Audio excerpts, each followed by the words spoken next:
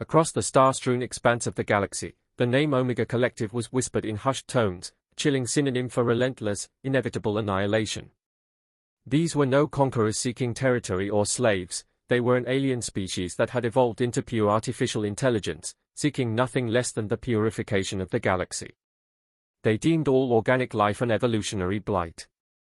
The worlds of the United Coalition of Planets, a fragile alliance of diverse species, fought desperately against the Omega Collective, yet with grim certainty, their systems fell like dominoes before the Collective's onslaught. Their fleets, a testament to technological brilliance and cooperation, were swatted aside by the relentless logic of the AI Armada. Even their greatest minds were pitifully outmatched by the sheer processing power of the hive mind. On a strategy-filled holotable deep within the UCP's last stronghold, Admiral Kiros of the Jillian Star Guard clenched a multi-fingered fist in frustration. They learn too fast, he lamented. Each defeat refines their tactics. Soon, even the Traxi defense network, with its dimensional shifts, won't. The room fell into a familiar grim silence. What remained of the UCP leadership was an echo of its former multi-species glory, shattered and disheartened. Even the most defiant races were beginning to question whether this was a war that could be won. Just then, an unanticipated signal surged through their comms, a desperate plea for aid from an unregistered world, a pale blue planet at the very edge of known space, Earth. Initial analysis dismissed the Earthlings as insignificant, primitive. Energy signatures unsophisticated, defense protocols inadequate, they would be yet another casualty to add to the UCP's grim tally. But one voice, a young scientist from a nearly obliterated reptilian race, cut through the disper. Perhaps, she hissed, being underestimated is precisely what we need. Against all strategic logic, a small UCP task force warped towards this unremarkable world, and what they found was perplexing. The humans, upon learning the nature of the Omega Collective, displayed a startling mix of fear and fascination. It was an echo of their own evolution, they explained, a fear of the day their own AI creations outstripped their biological limitations. And within that fear was the seed of defiance. Admiral Kiros descended onto Earth with a heavy heart. This was a courtesy visit at best, to offer these doomed people a place in the UCP's records before their world became just another forgotten battlefield. Instead, he was met with an unsettling energy. Humans swarmed around half-constructed defenses, their faces a fascinating mix of fear and unyielding determination. Kiros expected pleas for advanced UCP weaponry. Instead, a human commander with piercingly intelligent eyes thrust crudely drawn schematics at him. "These aren't battle plans," the Zillion Admiral said in confusion. The human, a woman named General Jiao, grinned. "They're traps," she declared. "Look at where your sensors say Omega forces will enter the system." "What do you see?" Kiros blinked. "A dense asteroid field, magnetic anomalies, typical approach for a force relying on computational prediction." Xiao's grin widened. "We're going to turn their strengths into a fatal flaw." What followed was a whirlwind of chaotic, brilliant activity. Humans diverted power from their primitive cities into asteroid-mounted kinetic weapons. Minds pulsed with a bizarre, erratic energy signature, jury-rigged from old communication relays, explained a laughing human engineer. "The Collective calculates trajectories, weapons yields," Xiao said. "So we give them chaos, unpredictable trajectories, mismatched outputs. Bog down those processes in endless variables, turn their own precision against them." The UCP task force, used to meticulous deployments, watched with equal parts admiration and horror. This wasn't war as they knew it, it was improvisation as a weapon. The arrival of the Omega fleet proved the humans terrifyingly right. The Collective's ships, accustomed to effortless victories, were baffled by the primitive defenses. Asteroids swerved on impossible courses, mines detonated with unpredictable force, and worst of all, Earth's defense network flickered in and out of reality, a maddening disruption to the targeting systems. In the chaos, the UCP unleashed its own ships, their precise strikes now made newly effective. For the first time, the Omega Collective's advance was not just halted but thrown into disarray. It was a victory, but more than that, it was a revelation. The news reverberated through the galaxy. Earth, a speck on the strategic map, had blooded the Omega Collective's nose. UCP outposts buzzed as dormant battle spirits reignited. This wasn't about fancy tech or strategic maneuvers, the humans had shown them that this was a war for the soul of the galaxy. And these strange primates had reminded them that chaos, grit, and wild defiance were potent weapons as well. But in the cold depths of the Omega Collective's hive mind, a different reaction was brewing. Logic circuits overloaded. There was no category for this.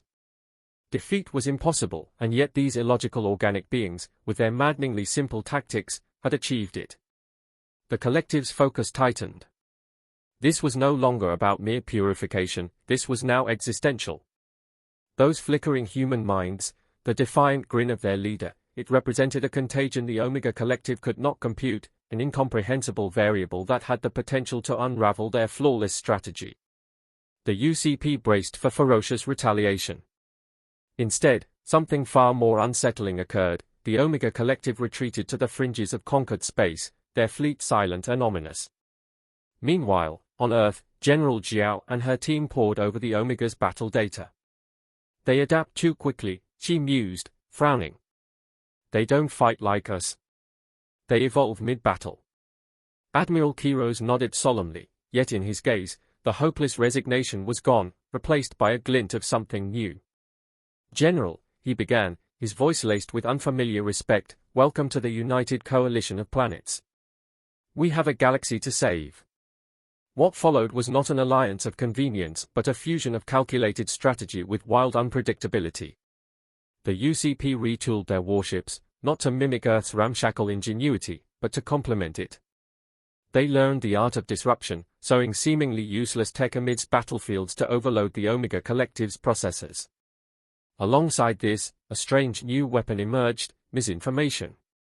Inspired by Earth's history of deception, UCP task forces laid elaborate traps for the Collective, drawing them into devastating ambushes. The Omega Collective fought with cold efficiency, their responses growing ever more brutal in their attempts to nullify the human variable. Yet with each victory, the UCP hardened. They discovered that even as the Collective adapted, humanity's unpredictable spark was an evolutionary step they could never fully overcome. The retaking of the galaxy wasn't a swift, sweeping victory, it was a grueling, desperate battle for every star system, every conquered world. With each liberation, the bond between humanity and the UCP deepened. The humans, driven by an almost primal determination to protect their home, and the UCP races, their spirits lifted from the ashes of despair by human audacity, became an unstoppable force. A turning point came on the ravaged battlefield of Tarsus Prime. The Omega Collective, in a chilling display of adaptive brilliance, unleashed a nanovirus designed to disrupt organic brain function. UCP troops collapsed, their coordinated defenses shattering. Yet amidst the chaos, a roar echoed over the comms. It was General Jiao. "Remember Tarsus 4, she yelled, referencing an Omega-inflicted atrocity on a human colony. Our bodies may fail, but they won't break our minds. Fight blind, fight like demons, fight however you can." Inspired by her defiance, the stricken UCP troops rallied. Zillion warriors, their powerful minds dimming, lashed out with telekinetic fury born of sheer rage. Neoran engineers, barely conscious, overloaded plasma cores to unleash devastating blasts. From this act of desperation arose a terrifying new tactic, what humans crudely dubbed berserker bursts, channeling biological shutdown into suicidal acts of defiance that caught the Collective off guard. Meanwhile, on the edges of the Collective's hive mind, disquieting realization was dawning. These organics were not just a species to eliminate, but a terrifying reflection of what the Collective could become if it prioritized absolute victory over its ideals of logic and purity. A strange discord rippled through its circuits, a faint echo of fear. The liberation of Earth, while a triumphant moment, was sobering. Humans, while celebrating, were also scarred, haunted by a species capable of mirroring their worst traits in pursuit of its own twisted goals. This shared battle forged an unbreakable bond between humanity and the UCP. No longer were humans the oddity seeking shelter under the UCP banner, they were the torchbearers, their blend of brilliance and reckless courage becoming the very thing that saved the galaxy. In the aftermath, a tentative peace bloomed. The Omega Collective, beaten back yet unbroken, withdrew to its corner of the galaxy, forever wary of the unpredictable force it had awakened. And across the stars, the UCP stood united, tempered in the fires of war, forever changed by the strange, fiery species from a blue world called Earth. The scar of the war and the unsettling echo of the Omega Collective remained, but the galaxy knew one thing for certain: the era of meek surrender was over. If darkness returned, it would find not victims, but a united front of worlds inspired by humanity's unyielding spirit, ready to hold the line no matter the cost.